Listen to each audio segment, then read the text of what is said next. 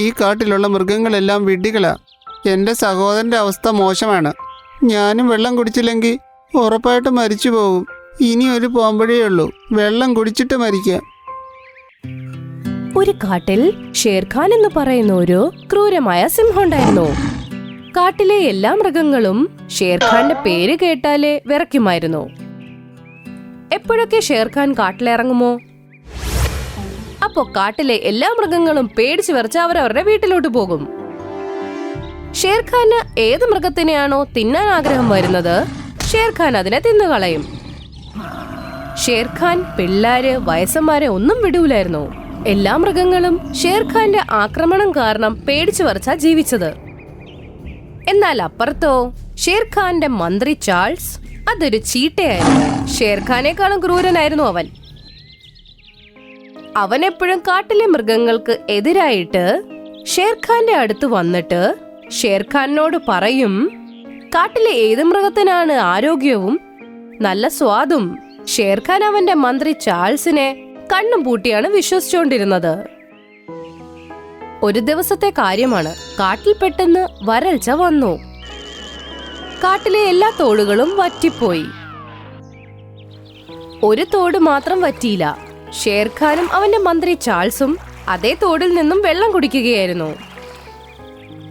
അപ്പോഴാണ് ഷേർഖാന്റെ മന്ത്രി ചാൾസിന് തലയിൽ ഒരു ബുദ്ധി ഉദിച്ചത്. അവൻ ഷേർഖാനെ നോക്കി പറഞ്ഞു, മഹാരാജൻ, കാട്ടിലെ എല്ലാ നദികളും വറ്റിപ്പോയിരിക്കുന്നു. ഈ നദിയെങ്കിലും സംരക്ഷിക്കണം. നീ എന്താ പറയുന്നതെന്ന് എനിക്ക് മനസ്സിലാവുന്നില്ല. ഞാൻ പറയുന്ന എന്താന്ന് വെച്ചാ, ഈ കാട്ടിലുള്ള മൃഗങ്ങളെല്ലാം ഈ നദിയിൽ നിന്ന് വെള്ളം കുടിച്ചാൽ ഈ നദിയിലെ വെള്ളം പെട്ടെന്ന് തന്നെ വറ്റിപ്പോകും. നീ എൻ്റെ മന്ത്രിയും വളരെ നല്ല കൂട്ടുകാരനുമാണ്. അതുകൊണ്ടാണ് നിനക്ക് എൻ്റെ കാര്യത്തിൽ ഇത്ര ശ്രദ്ധ. ഇത്രയും പറഞ്ഞ് ഷേർഖാൻ അവന്റെ മന്ത്രി ചാൾസിന്റെ കൂടെ സ്വന്തം ഗുഹയിലോട്ട് വന്നു.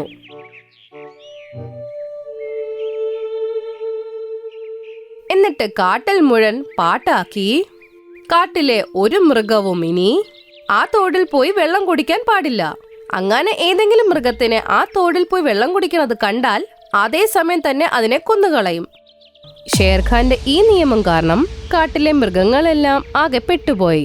ആർക്കും അത്ര ധൈര്യമുണ്ടായിരുന്നില്ല ഈ തീരുമാനത്തിന് എതിരായി ഒന്ന് പോവാൻ. കാരണം ഷേർഖാന്റെയും ചാൾസിന്റെ ബന്ധം അത്രയും ദൃഢമായിരുന്നു. കുറച്ചു ദിവസം കഴിഞ്ഞപ്പോ കാട്ടിലെ മൃഗങ്ങൾ ദാഹം കാരണം കാട്ടിൽ അങ്ങോട്ടും ഇങ്ങോട്ടും ഓടാൻ തുടങ്ങി. കുറച്ചു നേരം കഴിഞ്ഞപ്പോ കാട്ടിലെ എല്ലാ മൃഗങ്ങളും ഒരു സ്ഥലത്ത് കൂടി. ആനമുത്തശ്ശൻ എല്ലാ മൃഗങ്ങളെക്കാളും മൂത്തതായിരുന്നു. എല്ലാ മൃഗങ്ങളെ അദ്ദേഹം നോക്കി പറഞ്ഞു, നമ്മൾ ഇനി ഈ കാട്ടിൽ തന്നെ ഇങ്ങനെ തുടരുകയാണെങ്കിൽ കുറച്ചു നാൾ കഴിയുമ്പോൾ സംഭവിക്കാൻ പോകുന്നത് നമ്മളിൽ ഓരോരുത്തരായി ഇവിടെ മരിച്ചു വീഴുന്നതാണ്. മിങ്കു കുരങ്ങൻ ബുദ്ധിയുടെ കാര്യത്തിൽ എപ്പോഴും ആനമുത്തശ്ശൻ കഴിഞ്ഞ അവൻ തന്നെയായിരുന്നു. ആനമുത്തശ്ശനെ നോക്കി പറഞ്ഞു, നമ്മൾ ഇനിയിപ്പോൾ എന്നാ ചെയ്യും ഹാത്തി ദാദാ? അവർ പറയുന്നതല്ലാതെ നമുക്ക് എന്ത് ചെയ്യാൻ പറ്റും? ഇതിനുള്ള പരിഹാരം നമ്മൾ ഈ കാട് വിട്ട് മറ്റൊരു കാട്ടിലേക്ക് പോകുക എന്നതാണ്. ഞാൻ അടുത്തുള്ള കാട്ടിലൊക്കെ പോയിട്ടുള്ളതാ. അവിടുത്തെ അവസ്ഥയും ഇതൊക്കെ തന്നെയാണ്. അവിടെയും ഷേർഖാനെ പോലെയുള്ള രാജാക്കന്മാരാ ഉള്ളേ. മിങ്കു കുരങ്ങൻ പറഞ്ഞത് കേട്ട് ആനമുത്തശ്ശൻ വിഷമിച്ചിരുന്നു പോയി. അവിടെ ഇരുന്ന എല്ലാ മൃഗങ്ങളും നിരാശയോടെ തിരിച്ചവരവരുടെ വീട്ടിൽ പോയി. കുറച്ചുനാൾ അങ്ങനെ പോയി. അതേ കാട്ടിൽ ഹാരിയും എഡ്വേർഡ് എന്ന് പറയുന്ന സഹോദര മാനുകൾ ജീവിച്ചിരുന്നു. ഹാരി മാൻ എഡ്വേർഡ് മാനിനേക്കാളും വയസ്സിന് മൂത്തതായിരുന്നു. ഒരു ദിവസത്തെ കാര്യമാണ്. ഹാരി മാൻ നല്ല ഉറക്കത്തിലായിരുന്നു. എഡ്വേർഡ് മാനാണെങ്കിൽ ദാഹിച്ചിട്ട് വയ്യാണ്ടായി. അവശനായിട്ടവൻ എന്തൊക്കെയോ പറഞ്ഞു. ഈ കാട്ടിലുള്ള മൃഗങ്ങളെല്ലാം വിഡ്ഢികളാ. എൻ്റെ സഹോദരൻ്റെ അവസ്ഥ മോശമാണ്. ഞാനും വെള്ളം കുടിച്ചില്ലെങ്കിൽ ഉറപ്പായിട്ടും മരിച്ചു പോകും. ഇനി ഒരു പോംവഴിയേ ഉള്ളൂ, വെള്ളം കുടിച്ചിട്ട് മരിക്കുക. ഇത്രയും പറഞ്ഞ് അവനവന്റെ ജീവന് വില കൊടുക്കാതെ തന്നെ നേരെ ആ കാട്ടിലെ തോടിന്റെ അവിടെ എത്തി. ആ തോടിലെ വെള്ളം കുടിക്കാൻ തുടങ്ങി. എഡ്വേർഡ് തോടിലെ വെള്ളം കുടിക്കുകയായിരുന്നു.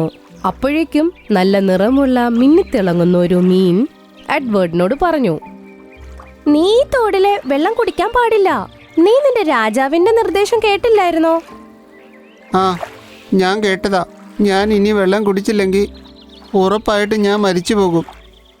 എഡ്വേർഡ് മാൻ ഇത്രയും പറഞ്ഞതേ ഉള്ളൂ. അപ്പോഴേക്കും അവന്റെ ചെവിയിൽ ആരുടെയോ ഗർജിക്കുന്ന ശബ്ദം കേട്ടു. അവൻ പെട്ടെന്ന് തന്നെ തിരിഞ്ഞു നോക്കിയപ്പോ അവിടെ ഷേർഖാന്റെ മന്ത്രിയായ ചാൾസ് ചീറ്റ അവനെ ദേഷ്യത്തോടെ നോക്കുന്നു. എഡ്വേർഡ് പേടിച്ച് വിറച്ച് ചാൾസ് ചീറ്റയുടെ അടുത്ത് നോക്കി പറഞ്ഞു, എനിക്ക് നല്ല ദാഹം ഉണ്ടായിരുന്നു, എന്നോട് ക്ഷമിക്കൂ. നിനക്കെന്താടാ ഇത്രയ്ക്ക് ധൈര്യമോ? നീ ഇവിടുത്തെ രാജാവിനെ ധിക്കരിക്കാറായോ? നിന്റെ മരണം ഉറപ്പായി. ഇത്രയും പറഞ്ഞ് ചാൾസ് ചീറ്റ എഡ്വേർഡ് മാനെ ക്രൂരതയോടെ കൊന്നുകളഞ്ഞു. ഈ ഒരു സങ്കടകരമായ ദൃശ്യം തോടിലെ ആ മീൻ കരഞ്ഞുകൊണ്ട് കണ്ടുകൊണ്ടിരുന്നു. വിധിയാൽ ഒരു മരത്തിന്റെ മുകളിൽ നിന്നും മിങ്കു കുരങ്ങൻ ഇതെല്ലാം കണ്ടുകൊണ്ടിരുന്നു. അവൻ ഓടി നേരെ ഹാരി മാന്റെ അടുത്തോട്ട് എത്തി. അവൻ നടന്നതെല്ലാം ഹാരിയോട് പറഞ്ഞു. സ്വന്തം സഹോദരന്റെ മരണവാർത്ത കേട്ട് ഹാരി ഓടി അവിടെ ചെന്നു. ചാൾസ് ചീറ്റ അവിടുന്ന് പോയി കഴിഞ്ഞിരുന്നു. സ്വന്തം സഹോദരനെ തറയെ കിടന്ന് ചോരയിൽ കിടക്കുന്ന കണ്ട് പൊട്ടി പൊട്ടി കരഞ്ഞു. ഞാൻ നിന്നോട് പറഞ്ഞതല്ലായിരുന്നു അനുജ, പക്ഷെ നീ എൻ്റെ വാക്ക് കേട്ടില്ല. നീ എൻ്റെ വാക്ക് കേട്ടിരുന്നെങ്കിൽ നിനക്കൊന്നും സംഭവിക്കില്ലായിരുന്നു. ഞാൻ ഇതിന് ഉറപ്പായും അവരോട് പകരം ചോദിക്കും. ആ സിംഹരാജാവിനെയും അയാളുടെ മന്ത്രിയായ ചാൾസിനെയും ഞാൻ വെറുതെ വിടില്ല. പക്ഷെ നിന്നെ കൊണ്ട് എന്ത് ചെയ്യാൻ പറ്റും? അവർ നിന്നേക്കാൾ ശക്തരല്ലേ? മിങ്കു ഇത്രേ പറഞ്ഞതേ ഉള്ളൂ. അപ്പോഴേക്ക് തോടിൽ നിന്നും നല്ല മിന്നിത്തിളങ്ങുന്ന കിരണങ്ങൾ വന്നു. കണ്ടുകണ്ടിരിക്കവേ അവര് രണ്ടുപേരുടെ മുമ്പിലേക്ക് പ്രത്യക്ഷപ്പെട്ട മീൻ ഒരു സുന്ദരിയായ മാലാഖയായി മാറി. ആരാ നിങ്ങൾ? ജലവിദ്യ മാലാഖയാണ്. വർഷങ്ങളായി ഞാൻ ഈ തോടിന്റെ അകത്ത് മീനായി ജീവിക്കുന്നു. ശരിക്കും പറഞ്ഞാൽ എനിക്ക് നിങ്ങളുടെ ജീവിതത്തിൽ ഇടപെടാൻ അവകാശമില്ല. പക്ഷെ ഈ മാനിന്റെ കണ്ണുനീർ എനിക്ക് സഹിക്കാൻ പറ്റിയില്ല. മാലാഖ പറഞ്ഞത് കേട്ട് ഹാരി മാൻ വിഷമത്തോടെ പറഞ്ഞു, അങ്ങയുടെ ശക്തി കൊണ്ട് എന്റെ സഹോദരനെ ജീവിപ്പിക്കാമോ? ഇല്ല ഹാരി, ജീവനും മൃത്യുവും ഒക്കെ ദൈവത്തിന്റെ കൈകളിലാണ്. എനിക്കിതിലൊന്നും ചെയ്യാൻ പറ്റില്ല. പക്ഷെ എനിക്ക് നിന്നെ സഹായിക്കാൻ പറ്റും. അങ്ങ് ഷേർഖാനും മന്ത്രിക്കും നല്ല അടി കൊടുക്കണം. അതിലും വലിയ സഹായം ഞങ്ങൾക്ക് എന്താ വേണ്ടത്? ഇല്ല, അവർ സ്വയമേ തമ്മി തല്ലി ചാവും. ഇത്രയും പറഞ്ഞ മാലാഖയുടെ കയ്യിലിരുന്ന മാന്ത്രിക വടി മിങ്കു കുരങ്ങന്റെ ഹാരി മാനിന്റെ മുമ്പിലേക്ക് നീട്ടി. ആ മാന്ത്രിക വടിയിൽ നിന്നും മിന്നിത്തിളങ്ങുന്ന കിരണങ്ങൾ വന്ന് അവർ രണ്ടുപേരുടെ മുഖത്തേക്ക് വീണു. കുറച്ചേരം കഴിഞ്ഞ് ആ കിരണങ്ങൾ വരുന്നത് നിന്നു. മിങ്കു കുരങ്ങ, നീ ഷേർഖാന്റെ അടുത്തോട്ട് പോകൂ. എന്നിട്ട് പറ, ചാൾസ് ചീറ്റ നിന്നെ കൊന്ന് കാട്ടിലെ രാജാവാകാൻ നോക്കുകയാണ്. ഹാരി മാനെ, നീ ആ ചാൾസ് ചീറ്റയുടെ അടുത്തോട്ട് പോ. എന്നിട്ട് പറ, അവനാണ് ഈ കാട്ടിലെ രാജാവ്. പക്ഷെ അവർ ഞങ്ങളെ വിശ്വസിക്കുവോ? ഞാൻ നിങ്ങളുടെ ശരീരത്തേക്ക് ജാലവിദ്യാ ശക്തികൾ ഇട്ടിട്ടുണ്ട്. നിങ്ങളുടെ വായിൽ നിന്നും വരുന്ന ഓരോ വാക്കുകളും അവർക്ക് സത്യമാണെന്ന് തോന്നും. ഈ ജാലവിദ്യയുടെ ശക്തി ഇത്തിരി നേരത്തേക്ക് കാണൂ. അതുകൊണ്ട് പെട്ടെന്ന് തന്നെ ഈ കാര്യം ചെയ്യണം. ഹാരി മാനും മിങ്കു കുരങ്ങനും ഓടിത്തന്നെ ചാൾസ് ചീറ്റയും ഷേർഖാനിന്റെ അടുത്ത് പോയി രണ്ടുപേർക്കും എതിരായ കാര്യങ്ങൾ പറഞ്ഞു. അവരുടെ വായിൽ നിന്നും വന്ന ഓരോ വാക്കുകളും ചാൾസ് ചീറ്റയ്ക്കും ഷേർഖാനും സത്യമാണെന്ന് തോന്നി. ദേഷ്യത്തോടെ തന്നെ രണ്ടുപേരും നേരിട്ടു. നിന്നെ ഞാൻ ഇവിടുത്തെ മന്ത്രിയായിട്ട് നിയമിച്ചു. പക്ഷെ നീയാകട്ടെ എന്നെ കൊന്നിട്ട് ഇവിടുത്തെ രാജാവാകാൻ നോക്കുന്നു. നീ എന്നെ ഇവിടുത്തെ മന്ത്രിയാക്കിയ കാര്യമൊന്നും എന്നോട് പറയണ്ട. ഞാൻ മിടുക്കനായിട്ടുള്ളൊരു പുലിയാ. നിന്നേക്കാട്ടിലും നന്നായിട്ട് ഇവിടെ ഭരിക്കാൻ എനിക്ക് പറ്റും. എന്നാൽ അങ്ങനെ തന്നെ ആകട്ടെ. നമ്മൾ തമ്മിലുള്ള പോരാട്ടത്തിൽ ആരാണോ ജയിക്കുന്നത് അവർ തന്നെ ഈ കാട് ഭരിക്കട്ടെ. ഇത്രയും പറഞ്ഞ ഷേർഖാൻ ചാൾസ് ചീറ്റയെ ആക്രമിക്കാൻ തുടങ്ങി. ചാൾസ് ചീറ്റ ഷേർഖാൻ അങ്ങോട്ടിങ്ങോട്ടും തല്ലുണ്ടാക്കി. കുറച്ചു നേരം കഴിഞ്ഞപ്പോഴേക്കും അങ്ങോട്ടും ഇങ്ങോട്ടും ആക്രമിച്ച് തറയിലോട്ട് വീണ് പെടഞ്ഞു മരിച്ചു. അവര് മരിച്ചതോടെ കാട്ടിൽ സന്തോഷം പരന്നു. കാട്ടിലെ എല്ലാ മൃഗങ്ങളും ഒരുപാട് സന്തോഷിച്ചു. കാരണം ഹൃദയമില്ലാത്ത ദുഷ്ടന്മാരാണ് മരിച്ചതോടെ. മിങ്കു കുരങ്ങനും ഹാരി മാനും എല്ലാ മൃഗങ്ങളോടും കാര്യങ്ങൾ പറഞ്ഞു. അവരെ സഹായിച്ചത് തോടിലെ ജീവിക്കുന്ന മാലാഖയാണ്. എല്ലാവരും സന്തോഷത്തോടെ തന്നെ ആ തോടിലേക്ക് വന്നു. അവിടെ മാലാഖ അവരെ തന്നെ കാത്തു നിൽക്കുകയായിരുന്നു. ആ മാലാഖ മൃഗങ്ങളെ നോക്കി പറഞ്ഞു, ഞാൻ ചെയ്യേണ്ട ജോലി തീർന്നു. ഇനി ഞാൻ ഇവിടുന്ന് പോകേണ്ട സമയമായി. അങ്ങ് ഞങ്ങളെ വിട്ടുപോകരുത്. അങ്ങാണ് ഞങ്ങളെ രക്ഷിച്ചത്. ഇല്ല, എനിക്കിവിടെ ആഗ്രഹിച്ചാൽ പോലും നിൽക്കാൻ പറ്റില്ല. നിങ്ങളെല്ലാവരും ഒരു കാര്യം എപ്പോഴും ഓർക്കണം. ഒരു പ്രശ്നം വരുമ്പോ പേടിച്ചു നിൽക്കരുത്.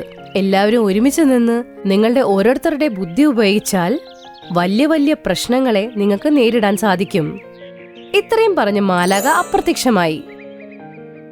കാട്ടിലെ എല്ലാ മൃഗങ്ങളും സന്തോഷത്തോടെ തന്നെ കാട്ടിൽ ജീവിക്കാൻ തുടങ്ങി. ഇപ്പോൾ എനിക്ക് ഒന്നും ചെയ്യാൻ പറ്റുന്നില്ലല്ലോ.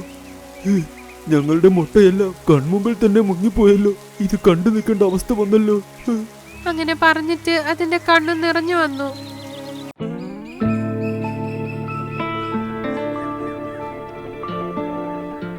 ടീനു പക്ഷിക്ക് അവളുടെ ഭർത്താവായ ടിങ്കുവിനെ കുറിച്ച് എപ്പോഴും ടെൻഷനാ. എന്താന്ന് വെച്ചാ ഒരു ജോലിയും ചെയ്യാതെ കൂട്ടിലിരുന്ന് ഉറങ്ങുന്നത് തന്നെയാ ജോലി. അതിന്റെ തീറ്റ പോലും അതിന്റെ ഭാര്യ വേണം കൊണ്ടുവരാൻ. ടീനു ആണ് പാവം എല്ലാ ജോലികളും ചെയ്യുന്നത്. മഴക്കാലവും വന്നു. അപ്പൊ ടീനു 2 മുട്ടയെ വെച്ചു. അത് നല്ല കഷ്ടപ്പെട്ട് 2 മുട്ടകളെ നന്നായി നോക്കി. ഒരു ദിവസം തവള, പറവയും പിന്നെ എലിയും ടീനുവിനെ കാണാനായി വരുന്നു. ടീനു ചേച്ചി, നിങ്ങൾക്ക് സുഖമാണോ? ആ, നിങ്ങളെല്ലാരും എങ്ങനെ ഇരിക്കണം? കൊറേ നാളായി എല്ലാരും കണ്ടിട്ട്. ഞങ്ങളെല്ലാരും നന്നായി ഇരിക്കണു. ശരി, ടിങ്കു എവിടെ? അവിടെ നോക്ക്, മേലെ ഏതോ മഹാരാജാവിനെ പോലെ മുട്ടയുടെ ഇരിക്കുന്നു. ടീനു, നമ്മൾ ഒരുപാട് നാളുകൾക്ക് ശേഷമാണ് കാണുന്നത്. വെതറും ഇപ്പോൾ നല്ലതായിട്ടുണ്ട്. നമുക്കൊന്ന് കറങ്ങാൻ പോയാലോ? ആ, ഇത് നല്ല ഐഡിയ. അപ്പോ ടീനു ടിങ്കുവിനോട് പറഞ്ഞു, അതെ, നിങ്ങളും കൂടെ വരുന്നോ? അയ്യോ, ഞാൻ വന്നിട്ട് ഇപ്പൊ എന്തിനാ? എനിക്ക് അവിടെ വന്നിട്ട് വെറുതെ കറങ്ങാനൊന്നും വയ്യ. എനിക്കറിയാം നിങ്ങൾ ഇങ്ങനെ തന്നെ പറയൂന്ന്. എവിടെയെങ്കിലും പോയി എൻജോയ് ചെയ്തിട്ട് വരാന്ന് വെച്ചാല് നിങ്ങൾ ടയർഡാവും.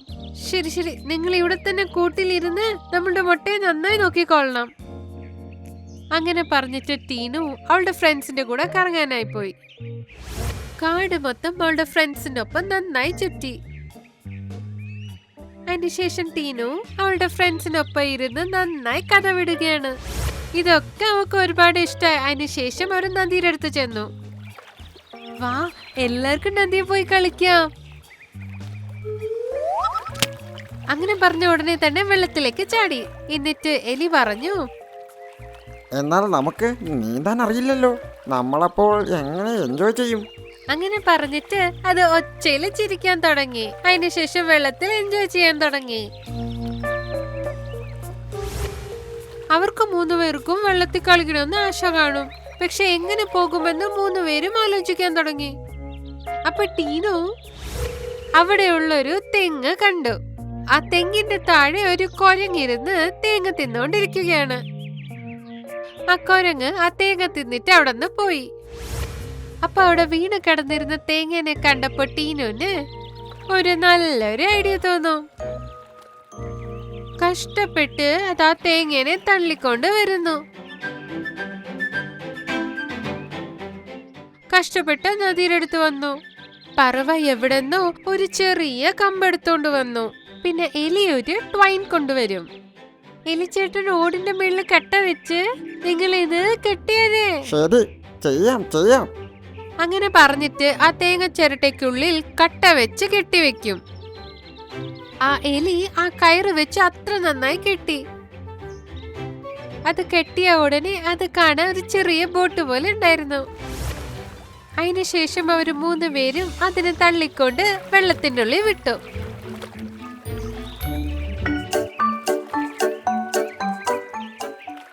മൂന്ന് പേരും അതിലിരുന്ന് പോകാൻ തുടങ്ങി.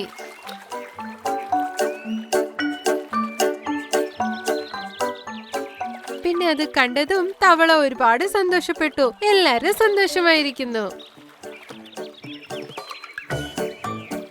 വൈകുന്നേരമായതും അവർ വീട്ടിലേക്ക് പോകാമെന്ന് പറഞ്ഞ് തിരിച്ചു വരും. ഇതിൽ സവാരി ചെയ്യാൻ നല്ല രസമുണ്ടായിരുന്നു അല്ലേ?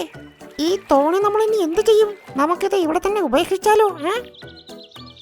ഇല്ല, എന്റെ കൂട് വരെ ഇത് കൊണ്ടുപോകാൻ ഹെൽപ്പ് ചെയ്യ്.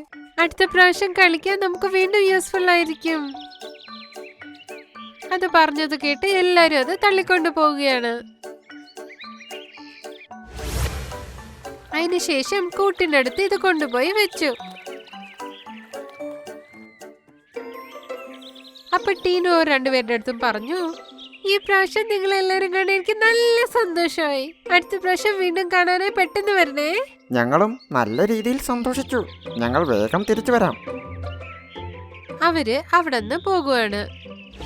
ടീനു ടിങ്കുനോട് പറഞ്ഞു, നോക്കൂ നീ, താഴെ ഒരു ചെറിയ ബോട്ടുണ്ട്. നമുക്ക് രണ്ടുപേർക്കും കൂടെ ചേർന്ന് അത് മേളിലെടുത്ത് വെച്ചേക്കാം. എന്താന്ന് വെച്ചാ താഴെ ഇരുന്ന് ആരെങ്കിലും എടുത്തോണ്ട് പോകും. അയ്യോ, നീ വന്നതല്ലേ ഉള്ളൂ, ക്ഷീണം കാണും. ഇത് വീണ്ടും പൊക്കിയാൽ നീ വീണ്ടും ക്ഷീണിക്കുമെന്നേ. ടിങ്കു മടി പിടിച്ചങ്ങനെ പറയും. ഞാനല്ലേ ടയർഡായി വന്നിരിക്കണേ, നിങ്ങൾ എന്തിനാ ടയർഡാവണേ? അതെത്ര പറഞ്ഞാലും ടിങ്കു ഒട്ടും കേൾക്കത്തില്ല. എനിക്ക് ജോലിയൊന്നും ചെയ്യാൻ പറ്റില്ല എന്ന് പറഞ്ഞിട്ട് അത് ഉറങ്ങാൻ പോകും. അതിനുശേഷം ടീനുവും പാവും കിടന്നുറങ്ങും. അന്ന് രാത്രി നോക്കിയാ ഭയങ്കര വേഗത്തിൽ മഴ വരുന്നു. ഉറക്കത്തിൽ നിന്ന് എണീച്ച് നോക്കുമ്പോൾ ടീനു താഴെ മൊത്തം വെള്ളം നിറഞ്ഞിരിക്കുകയാണ്.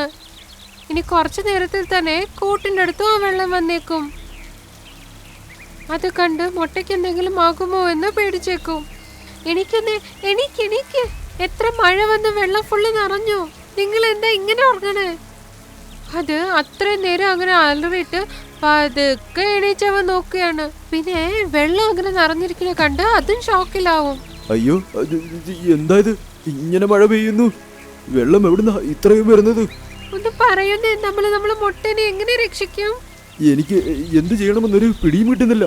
നോക്കുന്നേ, ഞാൻ പറഞ്ഞത് അപ്പോഴേ കേട്ടായിരുന്നെങ്കിൽ ആ ബോട്ട് യൂസ് ചെയ്ത് നമുക്ക് നമ്മളെ മുട്ടയെ നമ്മളെ രക്ഷപ്പെടുത്തായിരുന്നു. എപ്പോ നോക്കിയാലും നിങ്ങൾ ഇങ്ങനെ തന്നെയാ ചെയ്യണേ. ഇപ്പൊ നമ്മുടെ കൂടും വെള്ളത്തിനുള്ളിൽ തീർച്ചയായും മുങ്ങും. ഇപ്പൊ ടിങ്കുന് ഇതൊക്കെ കണ്ട് അവൻ ചെയ്തത് തെറ്റാന്ന് മനസ്സിലാകുന്നു. പക്ഷേ ഇപ്പൊ അതുകൊണ്ട് പ്രയോജനമൊന്നുമില്ല. നീ പറഞ്ഞത് ശരിയാ. എന്റെ ഈ മടി കാരണം നമ്മുടെ മുട്ടകൾക്ക് ആപത്ത് വന്നു. എന്നാൽ ഞാനിതിങ്ങനെ വെറുതെ വിടില്ല. ആരെങ്കിലും സഹായത്തിന് ഞാൻ ഉറപ്പായും കൂട്ടിക്കൊണ്ടുവരും. അങ്ങനെ പറഞ്ഞിട്ട് അവിടെ നിന്ന് പറന്നു പോകുന്നു. ടീനു ഭയങ്കര പ്രയാസത്തിലാണ്. ആ മുട്ടയെ വിട്ടിട്ട് എങ്ങോട്ട് പോണെന്ന് അതിന് മനസ്സിലാവുന്നില്ല. ടിങ്കു ഒരുപാട് ദൂരം പറന്നുപോയി നോക്കുന്നു. എവിടെ പോയി നോക്കിയാലും എല്ലാ കൂടും കാലിയായിരിക്കുന്നു. ആപത്തിന് അവരെ രക്ഷപ്പെടുത്താനായി എല്ലാ പറവകളും അവിടെ നിന്ന് പറന്നു പോയിക്കൊണ്ടിരിക്കുന്നു. പിന്നെ കുറെ കൂടുകൾ വെള്ളത്തിനുള്ളിൽ മുങ്ങിയിരിക്കുകയായിരുന്നു. അത് കണ്ട ഉടനെ അതിന് ഇനിയും പേടി കൂടുതലായി. ഇപ്പോൾ എനിക്ക് ഒന്നും ചെയ്യാൻ പറ്റുന്നില്ലല്ലോ. ഞങ്ങളുടെ മുട്ടയെല്ലാം കൺമുമ്പിൽ തന്നെ മുങ്ങിപ്പോയല്ലോ. ഇത് കണ്ടു നിൽക്കേണ്ട അവസ്ഥ വന്നല്ലോ. അങ്ങനെ പറഞ്ഞിട്ട് അതിന്റെ കണ്ണു നിറഞ്ഞു വന്നു. അങ്ങനെ പറഞ്ഞിട്ട് അത് അതിന്റെ കൂടിന്റെ അടുത്ത് പറന്നു പോകുന്നു. മറ്റൊരു ഭാഗത്ത് അമ്മ ഒരുപാട് കഷ്ടപ്പെടുന്നു. അത് വെള്ളം മെല്ലെ മെല്ലെ കൂട്ടിനടുത്ത് വരണ കണ്ട് ഭയങ്കരമായി പേടിക്കാൻ തുടങ്ങി. ഇനിയും കുറച്ചു നേരത്തില് ആ വെള്ളം മുട്ടയുടെ വന്നേക്കും. അയ്യോ ദൈവമേ, എന്താ ചെയ്യാ? എന്റെ മുട്ട എങ്ങനെ രക്ഷിക്കട്ടെ? വെള്ളം മുട്ടയുടെ വരുമല്ലോ, ഞാൻ എന്ത് ചെയ്യട്ടെ നീ? അങ്ങനെ അത് വളരെ വിഷമത്തിലാണ്. അതേ നേരത്തില് വെള്ളം വീട്ടിൽ വരാൻ തുടങ്ങി. മുട്ടയുടെ വെള്ളം വന്നു. ഇനി കുറച്ചു നേരത്തിൽ വെള്ളത്തിനുള്ളിൽ മുട്ട മുങ്ങും. അപ്പൊ അത് നോക്കുമ്പോ ദൂരത്തില് അതിന്റെ ഭർത്താവ് ആ ചെറിയ ബോട്ടിനെ അതിന്റെ വായില് വെച്ച് തൂക്കിക്കൊണ്ടുവരുന്നു. അത് ആ മരത്തിന്റെ അടുത്ത് വന്ന് ബോട്ടിനെ താഴെ വെക്കുന്നു. പെട്ടെന്ന് ആ മുട്ടയൊക്കെ എടുത്തോണ്ട് പോ. രണ്ടുപേരും ഓരോ മുട്ടേനെ എടുത്തോണ്ട് ആ ബോട്ടിനുള്ളിൽ വെക്കുന്നു. അതിനുശേഷം രണ്ടുപേരും ഓരോരുത്തിരിക്കുന്നു. ആ വെള്ളത്തിന്റെ ഒഴുക്കിൽ ആ ബോട്ട് മൂവ് ആവാൻ തുടങ്ങി. ആ ബോട്ട് നീങ്ങാൻ തുടങ്ങിയതും രണ്ടുപേരും സന്തോഷമായി പോകുന്നു. ടീനു ആ മുട്ടേനെ രക്ഷിച്ചുകൊണ്ട് വളരെ സന്തോഷപ്പെടുന്നു. അതിനുശേഷം നന്ദിയും പറയുന്നു. എല്ലാ വശത്തും അന്വേഷിച്ചു, ആരും എന്നെ സഹായിക്കാൻ വന്നതേയില്ല. അപ്പോൾ ഞാൻ ചെയ്ത തെറ്റും എനിക്ക് മനസ്സിലായി. അതുപോലെ നമ്മുടെ കൂട് രക്ഷിക്കാൻ വേണ്ടി ഞാൻ ഇതുവഴി വന്നുകൊണ്ടിരിക്കുമ്പോൾ ഈ തോണി അതുവഴി പോയിക്കൊണ്ടേയിരുന്നു. ഞാൻ ഒരുപാട് ബുദ്ധിമുട്ടി ഇതിന്റെ പിന്നാലെ പോയി. എന്റെ കൊക്ക് കൊണ്ട് ഇത് എടുത്ത് ഒരുപാട് കഷ്ടപ്പെട്ട ഞാൻ ഇതുവരെ എടുത്തുകൊണ്ട് വന്നത്. എനിക്ക് നല്ല സന്തോഷമുണ്ട്. നീ നമ്മളെ മുട്ടയെ രക്ഷിച്ചു. നീ കഷ്ടപ്പെട്ട് ജോലി ചെയ്യാൻ പഠിച്ചു. ഇങ്ങനെ അവർ രണ്ടുപേരും സംസാരിച്ചുകൊണ്ട് പോയിക്കൊണ്ടേയിരുന്നു. പെട്ടെന്ന് മഴയും നിന്നു. അതിനുശേഷം ബോട്ടും ഒരു പാറയുടെ അടുത്ത് ചെന്ന് നിന്നു.